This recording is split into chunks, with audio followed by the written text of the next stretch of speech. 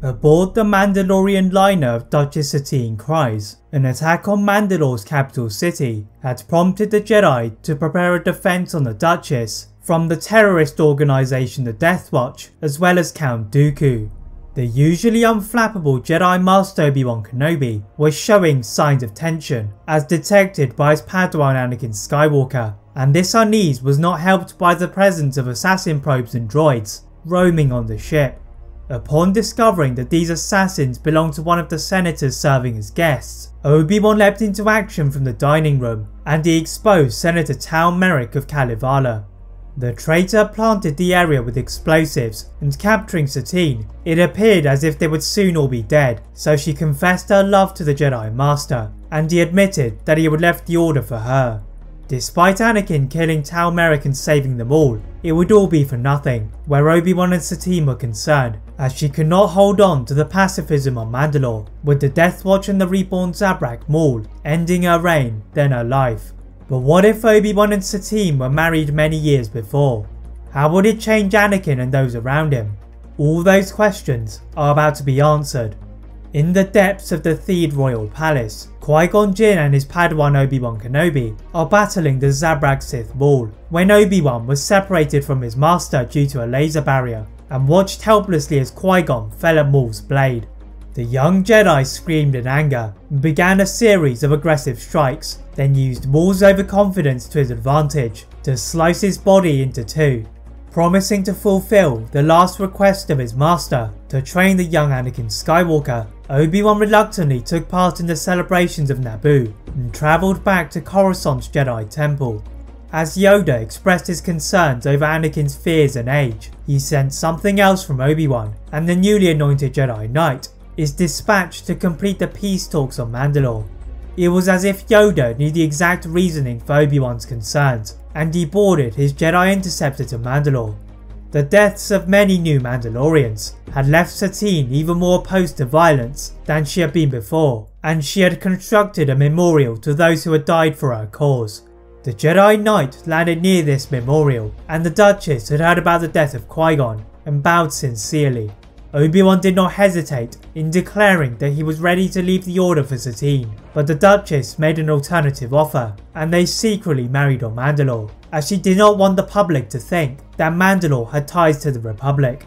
The Jedi Knight struggled to keep his marriage a secret, and decided to share it with Anakin after their several years of training together, and he revealed he had found himself missing Queen Amidala, and together they disobeyed the Council's orders to reign on the planet of Telos to go to Naboo. To their surprise, Duchess Satine was seated beside Queen Amidala at the head of the Royal Palace dining table, and they realised they could not avoid the eyes of the Council for their entire lives, thus frequently sought the advice of Supreme Chancellor Palpatine. The secret Sith Lord had discovered the unusual activity between Duchess Satine and Jedi Knight Kenobi from his apprentice Dooku, and despite his obsession with Anakin, he thought that Obi-Wan would make a suitable alternative and began to organise the Clone War. Dooku agreed, but he realised that Anakin and Obi-Wan would be a threat to him and his apprenticeship under Sidious, so decided to try and assassinate both Padme and Satine. The apprentice employed the services of a bounty hunter by the name of Jango Fett, and he flew in his ship to intercept the liner on its way to Coruscant, then fired relentlessly. Unfortunately for the bounty hunter, Anakin and Obi-Wan had also been aboard, and had sensed the danger in the Force, guiding the regal figures into escape pods to the surface of the planet. The deaths aboard Satine's ship raised doubts over the abilities of the Jedi to protect the galaxy, and this was the point that Palpatine pushed to the Senate to grant him powers to create a Grand Army of the Republic, even if this had not been his original plan. For the Jedi, this had been a devastating turn of events, and their only clue as to the identity of the assassin had been the silhouette of the ship displayed at the time of impact, and Obi-Wan travels to the planet of Kuat to discover if they had produced such a craft. The Jedi is diverted to the prison moon of Uvo 4 and finds that a man by the name of Jango Fett had stolen one of their ships and returned to Coruscant. Duchess Satine had heard of Jango Fett as he had participated in the Mandalorian Civil War, and his armour of a Mandalorian warrior had previously disturbed Prime Minister Olmec. Padme decides that she should utilise one of her guards to bait Jango Fett, and Padme publicly announces that she will be travelling back to Naboo. the Jedi fly behind one of Padme's starskiffs, and as they hide behind an asteroid field, they see the Slave One, as Anakin perceives the bounty hunter. The Jedi Knight is joined by his master on the journey to Kamino, and as they approach the largest platform leading to the cloning area, they are greeted by the unfortunate sight of Count Dooku. The Sith apprentice pretended to be interested in destroying the facility, but he had actually intended to lure the Jedi to their deaths. Igniting his blade, he moved with majestic elegance, but only intent on killing the two Jedi. The Jedi cautiously used their ship to try and evade Dooku, and ran inside the cloning facility, chased by the Count of Sereno. Anakin and R2-D2 begin to gather any pieces of information that they can obtain on the clones, as well as their development, as their Jedi Master begins to hold the progress of Dooku. Obi-Wan cannot stop Dooku, as a lightning attack is sent into his body, and he is projected out of the area and onto the station ship of Jango Fett. The Jedi Master finds the ship beginning to move violently from side to side as the bounty hunter tries to throw him off of the ship, and he fell into the waves. Obi-Wan used the Force to enhance a leap, but Dooku stood over him, holding Anakin in the air, and dropped him into the sea.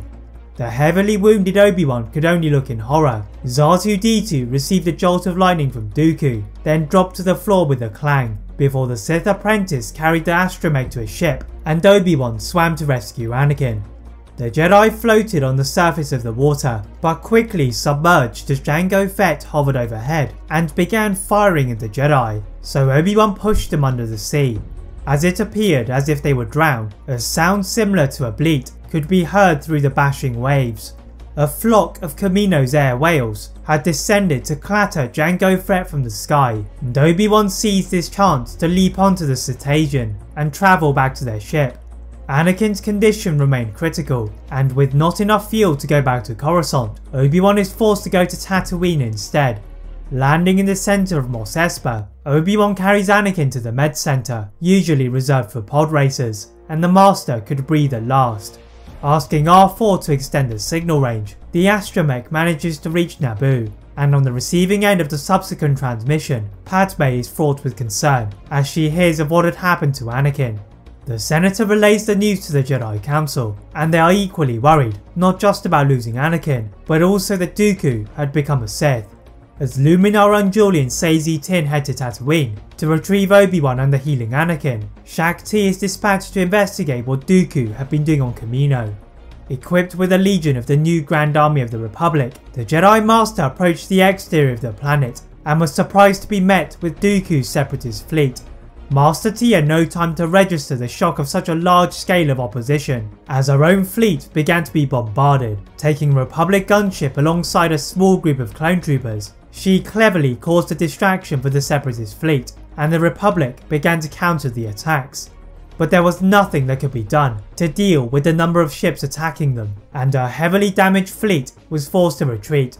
The Jedi Master is able to find the Jedi Council outside of the airspace of the separatist fleet, and their fears about Dooku had been confirmed. Yoda declared that a full-scale war was unavoidable, and the Council stand up to prepare themselves for a mighty battle not seen for many years.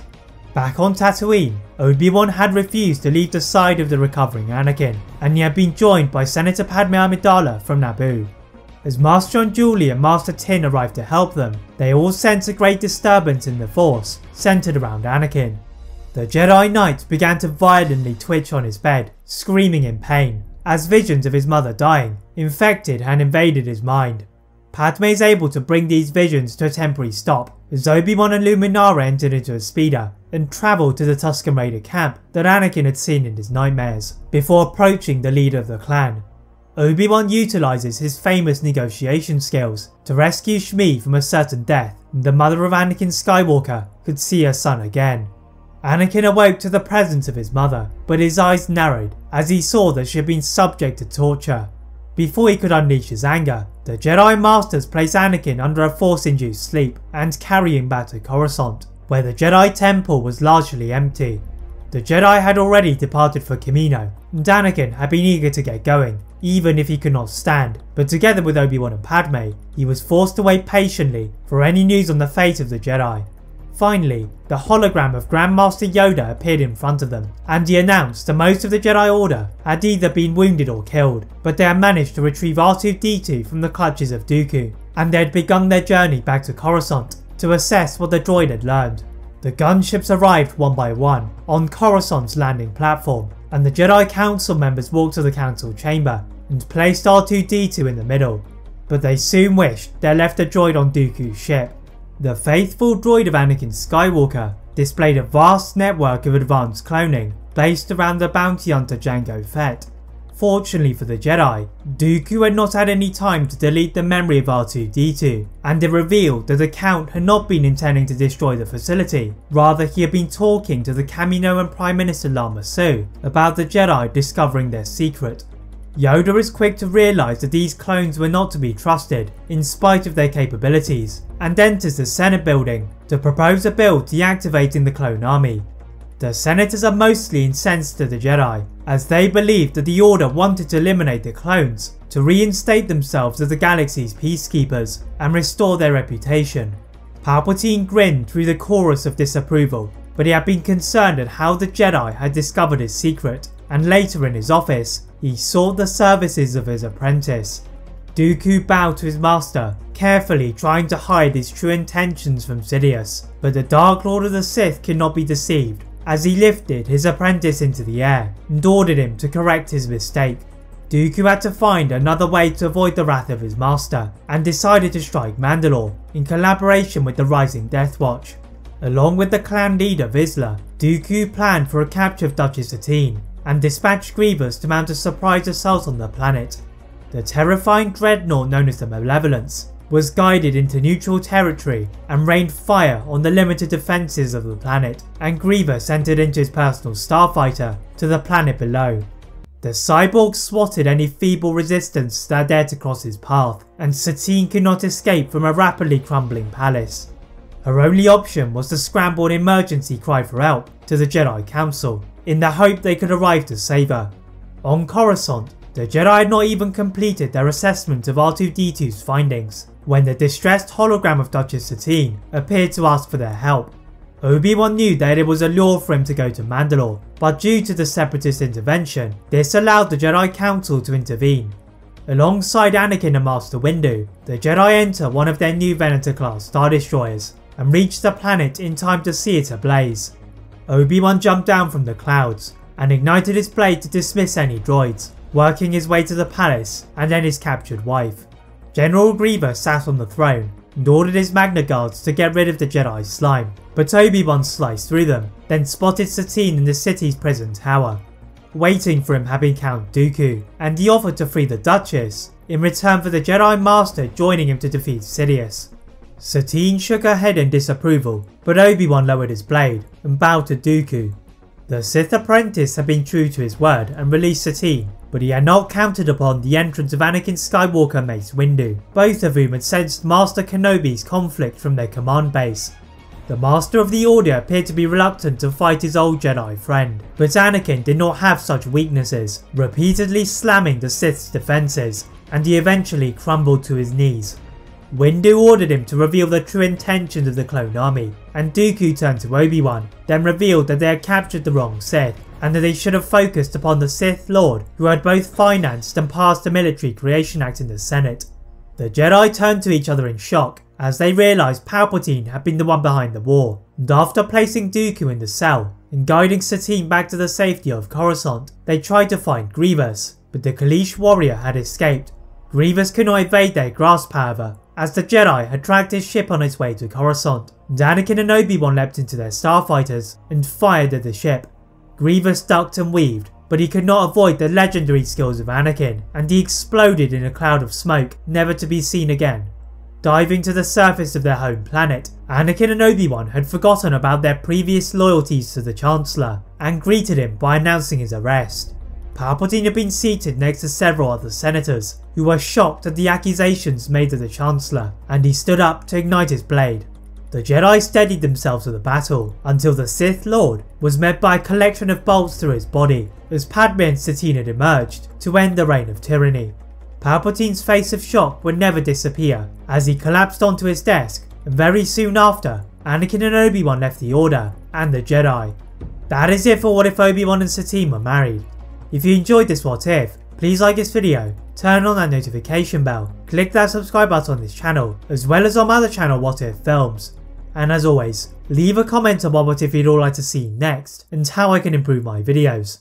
Thank you all very much for watching, and see you next time.